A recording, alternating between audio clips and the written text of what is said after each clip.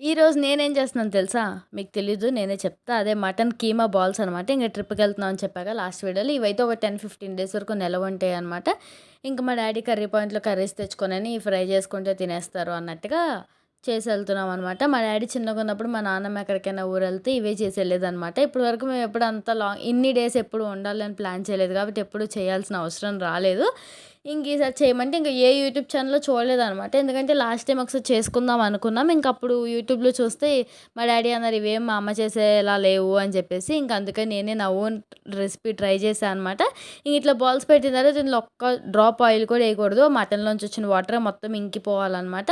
ఆ తర్వాత ఇంకా ఇవి పక్కన పెట్టేయడమే. ఇలా ఒక 10, 15 డేస్ అయినా ఉంటే కావాల్సినప్పుడు మా డ్యాడీ తీసి ఆయిల్‌లో ఫ్రై చేసుకుంటారు. నేనైతే అన్నీ ఫ్రై చేయలేదు.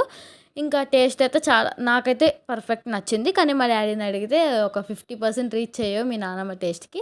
కాకపోతే ఇంకా కొంచెం స్పైసీ ఉండాలని అన్నారనమాట. నాకైతే సరిపోయింది. ఒకసారి ట్రై చేయండి. లైక్ చేయండి.